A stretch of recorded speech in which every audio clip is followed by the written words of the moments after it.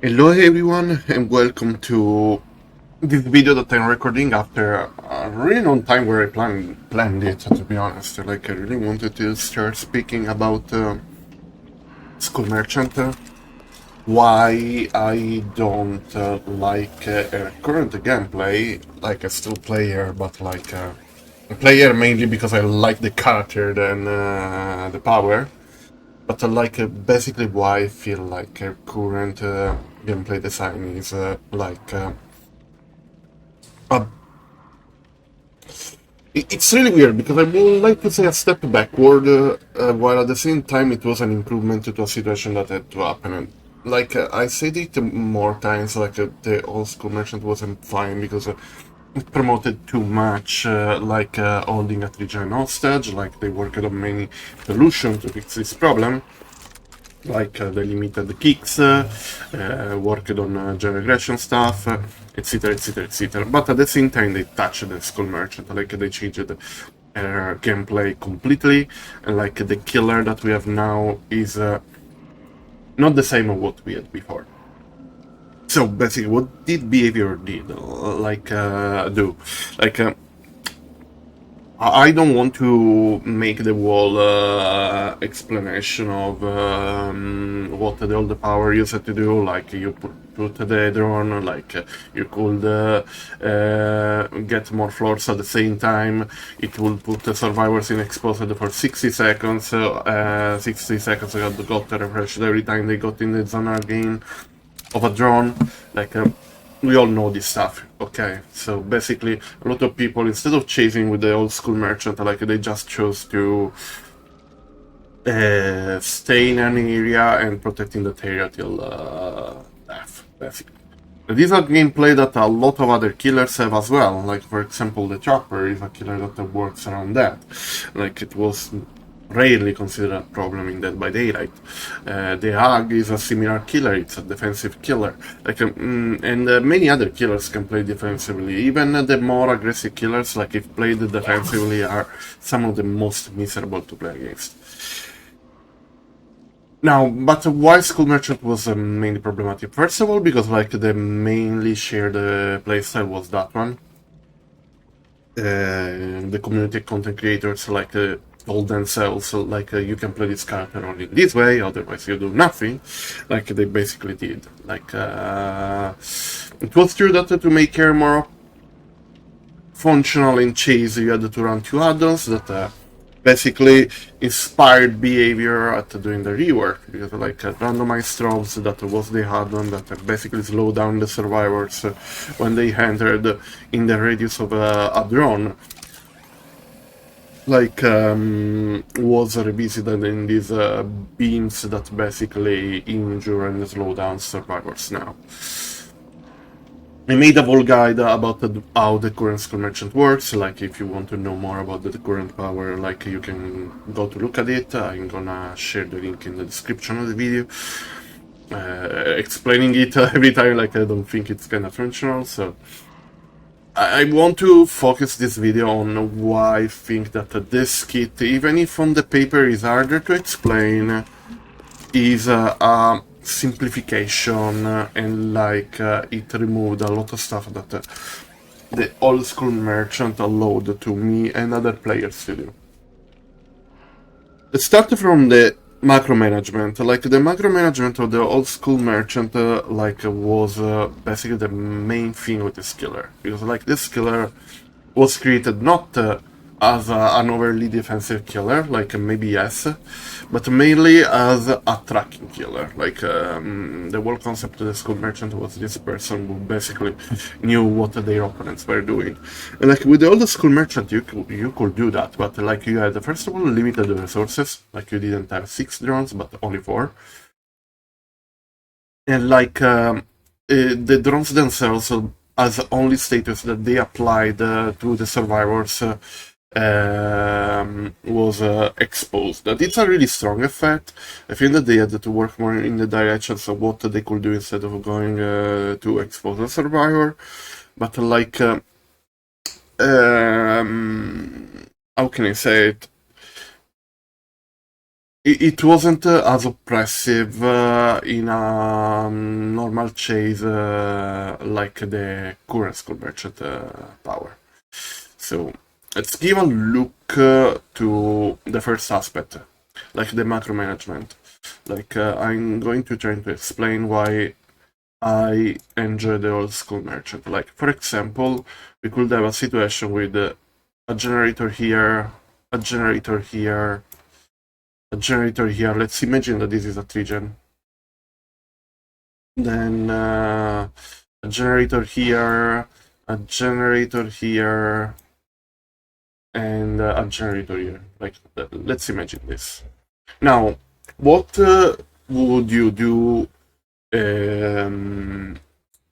while playing the game? Like, if you wanted to be overly defensive, like of course, like you would only trap the 3-gen and stay here till forever. You know, like every time that someone was into a generator, like you will push that generator and stuff like that. A really well coordinated team has shown how that basically will be counterable. Even if it was a really hard counterplay, it required a lot of communication, a lot of teamwork. Like Eternal basically won against one of the main users of the strategy. Now, that's a good thing, but it wasn't like the most optimal thing, because like that game lasted more than 50 minutes. It wasn't optimal. Like no one wants to play a 50 minutes game. Would that be possible today? Most likely no, because like with the changes to the gen kick mechanic that they introduced lately in the game, like you cannot go for that playstyle anymore, especially as air. Like I think that ironically other killers are more effective at doing that.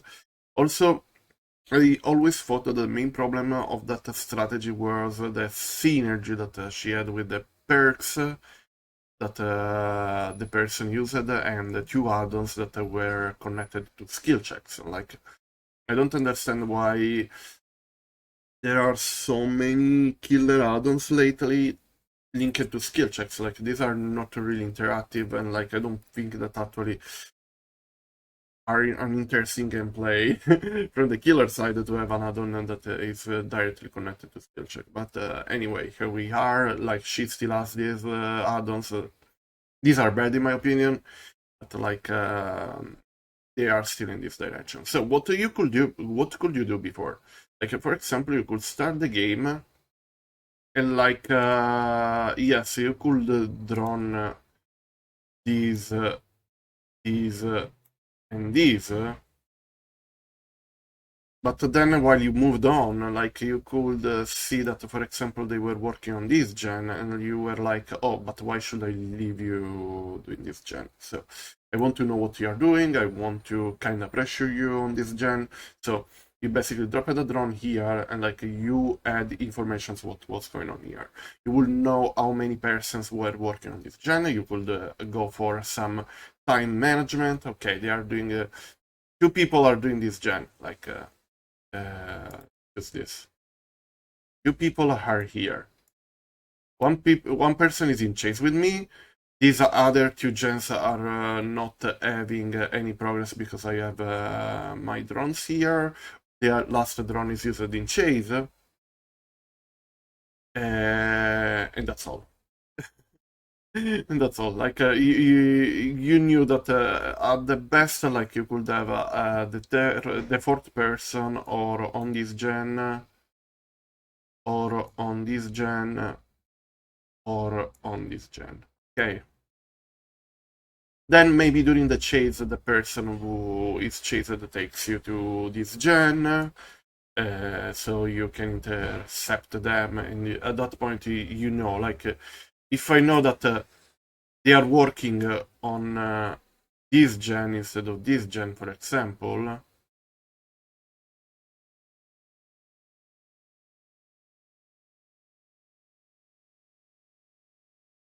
I can put a drone on this gen. So I know if the person is committing it, if the person is leaving it, like, and I can go for more time management, you know, like, these were a lot of things that I used to do, like, I have the video, this win streak, And even when I didn't have a 3-gen, like I knew exactly what was going on, I could plan my next move. I could say, okay, this gen is lost, like let's try to put pressure on the side of the map. Like in that way, like you could go for some calls that basically would help you at playing a more dynamic game. Like ironically, like the old school merchant, like I felt like it was more dynamic than this school merchant if played in the correct way. Because like if I know that the gens that are worked on are these, like it does no sense that I go to stay on the 3-gen, you know, like I pressure the other people, I start getting hooks, and then like at the end when you hopefully are playing a 3v1 situation, like even if the gens are not exactly in a 3-gen, like for example you can have these this one this one and then this one. Like even if this is not a 3-gen, like here of course because of the drawing look really close, but like imagine that it's the opposite side of the map, okay? Like you could drone again everything, like you will know, okay, this gen had little progresses. I see only one person thanks to my drones, like I know that I have 90 seconds to close the chase with the person I'm chasing. I know I cannot do it. Okay, I remove a pallet. I go back to pressure the person. I pressure this other person. I go to chase this other person. Like I know that maybe the last person is starting to pressure this gen. I have around 90 seconds or 45 seconds if they are doubling. Like there was a lot of time management. There was a lot of thinking. Like that kind of micromanagement was cool because it was really dynamic for me, for my playstyle, because I was always in movement. I was always managing time in my head. I was always managing the resources they had in the map. Like it was ironically a more dynamic gameplay. While the current Skull Merchant instead, by being a trap-based Skull Merchant, is more defensive because like your goal is trying to push them in an area where you basically have set your web. Because if you go to put the drones at every loop that they are in, like you have a similar situation to what happens to the Harkis who puts the bird at every loop. Like people are just gonna pre-leave, hold W, and like you are most likely not going to catch them in a useful time. But with the old school merchant, you could play like in a more dynamic way. For my playstyle, there was a lot more on micromanagement, and I honestly thought that it was a lot more dynamic and fun play.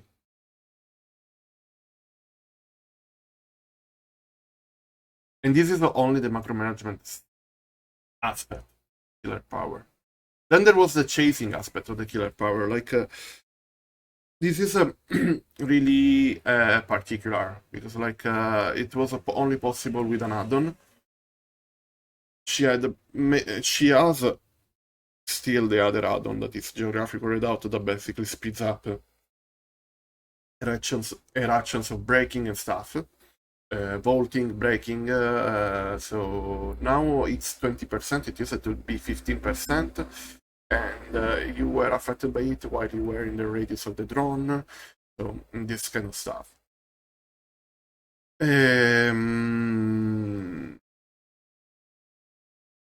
the other add-on was randomized strobes. Randomized strobes basically did what you are having with the base kit of Skull Merchant, but in a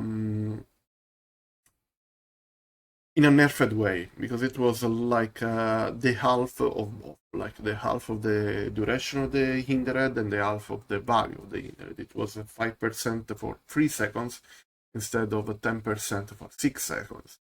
Like 10% for 6 seconds is a lot and it's really significant. Basically, uh, you can play around that like as a killer, like and getting a lot of bio just by keep going around the tile over and over again. Okay, with the old school merchant though, it was kind of different because like that in there was really limited. So or you place the drone correctly, or like you wouldn't get value of randomized drops. Okay, So you can have a tile like this. Let's imagine that this is the palette, and this is no.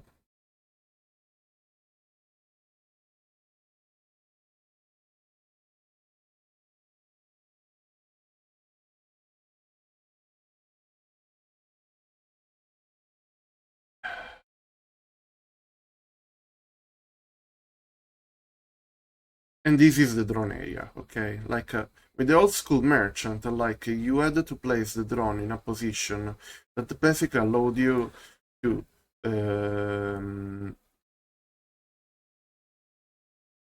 cut the loop in a way where that hindered effect would work perfectly to give you date basically. So you had to position the drone maybe here to be able to get that, or like you had to time it, like you had this timer in your head, and okay, I dropped the drone now.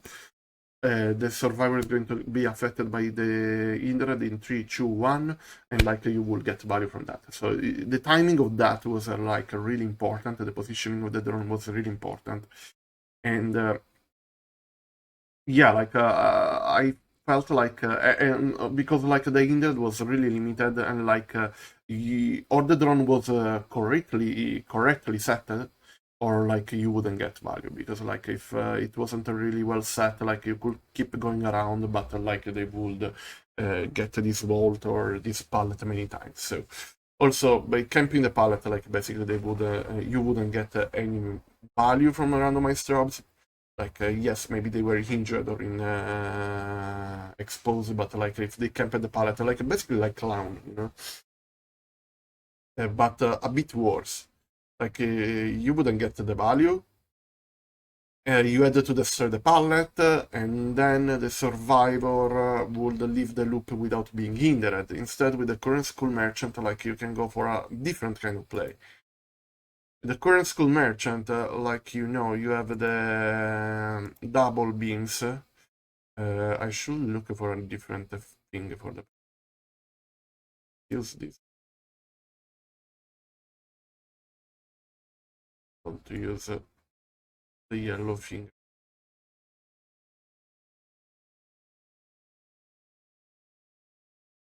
the drone. Okay, so the pallet is here. Let's imagine that the pallet is here.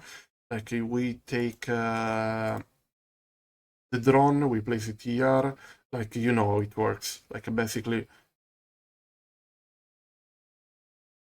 there is this beam that can rotate clockwise or anti-clockwise.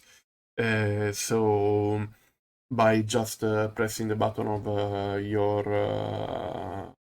radar, like, and basically like the survivor will get hit by this, it doesn't matter what. Like the main trick is basically making the drone rotate in that direction that is opposite to the run direction of the survivor, you know, like forcing the loop in that way. Or like you can kind of force the survivor at a point and then keep making the beam going around them till they are slowed down in the position you want. It's not really hard to do, and like it's kind of autopilot as well. Like it requires no force from the survivor side. Like the only counterplay they have is like getting crouched while the scan is passing. But you know what? You get crouched, you lose distance as well. You lose a lot of distance. So even in that way, like the counterplay is like a kind of situation, because in the best scenario, like you get the M1 if like the beam is coming at the wrong at the worst possible moment, you know. Also, there is another thing, like as a school merchant, like you can force the survivor.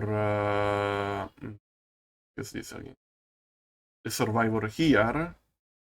So you are on this side of the pallet instead. Like you break the pallet and the survivor to leave the loop, like as to go in this direction. But while they are leaving, or they crouch, so distance again, or they get revealed by the beam, you know. So basically, you can do this kind of stuff, and like it's a kind of sort of lose-lose situation for the survivor. Like I find this a lot less interesting. I find this a lot easier to do. Like the only thing I like is how the beams go through the gaps of the obstacles. You know, like that's a cool mechanic. The problem is that like it's the only cool thing of this current Skull Merchant kit. Like I don't I think that it's too easy. Like I think that it's a really simplification of a playstyle that we used to have. Also survival with a claw trap, like I cannot remove the claw trap at any possible way. And like it's a sort of exposed, but like maybe even worse than exposed, you know.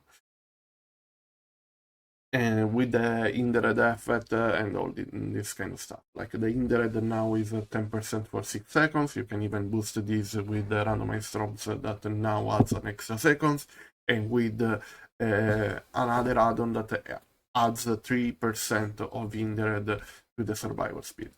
So basically, the add-ons she has now allows it even to be more brutal with this kind of mechanic. Like I can understand why survivors don't like to play against this. Also because I repeat, like this tool is a lot more effective at being defensive than offensive. And like this tool, this current Skull Merchant, like it doesn't have the Macromanagement yet before. Like you can still go for Macromanagement. Like I think that Pixabash did a really good video about it.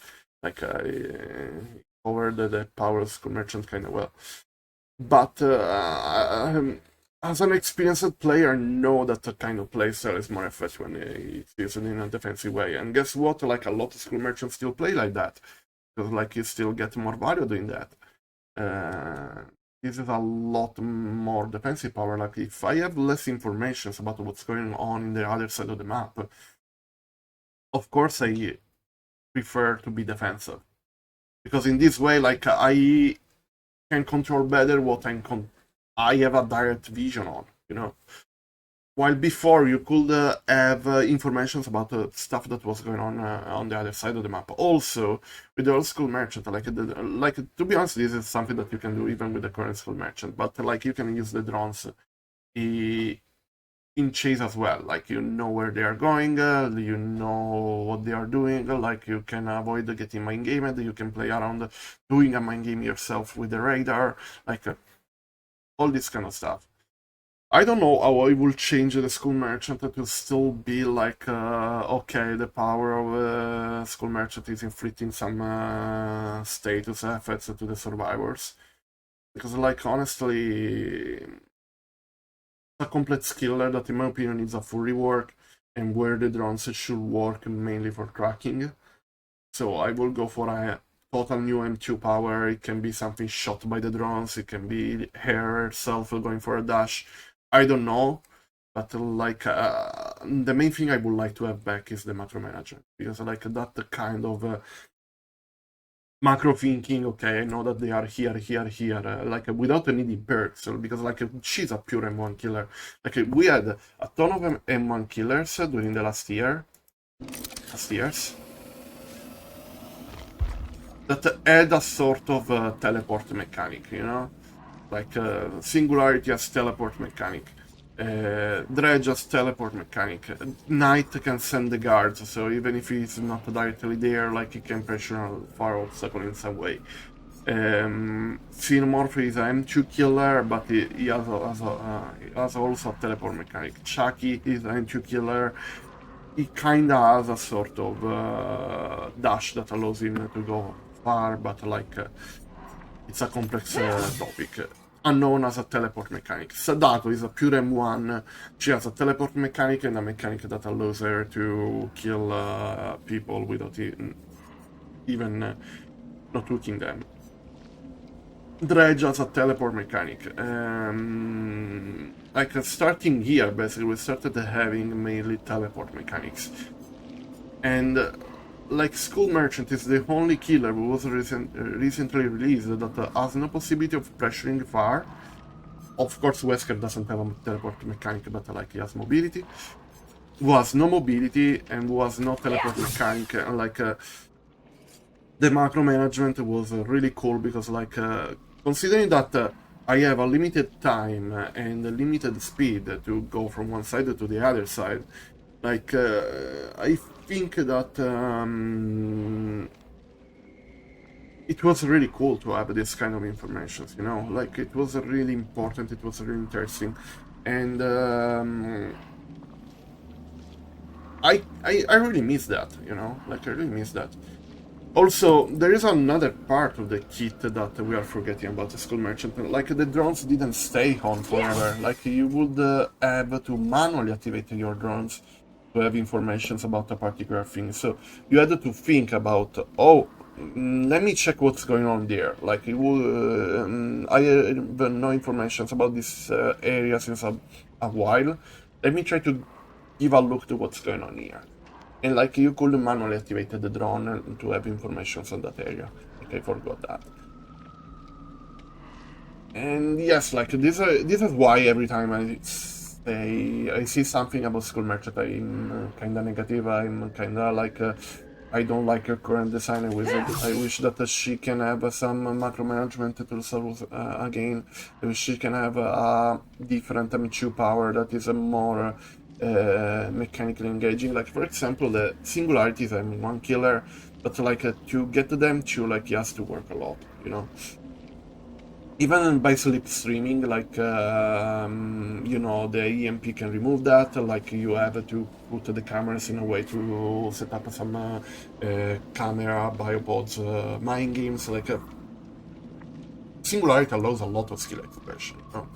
A Skull Merchant, like, if, okay, place the drone, like, the drone is here, the drone is spinning by itself, like, I don't have to manually activate it, like, they maybe get randomly tracked, the drone gets active at that point, then they maybe hack the drone, like, yeah, okay, like, you can have the information, maybe they are doing that because I don't see the drone spinning, so, and I cannot make it rotate, so they deactivated the drone, most likely they are there, but like, you don't have information how many people are there. And like, if you only use your drones to know which one is deactivated, like, you basically have really little informations, and you are wasting a drone, because the drones now are a lot more effective at blocking an area than at getting information. So basically, all of this stuff made the Skull Merchant a totally different killer. She's not the same killer that we used to play at the beginning, for a good reason, but at the same time, like, now that we work on other stuff, and now that we had other powers, like, why don't go back to her and making the drones working only as a tracking tool, and giving her IN2 power that maybe is not the most impressive. Like, I don't want ability 2.0, please God, no more build.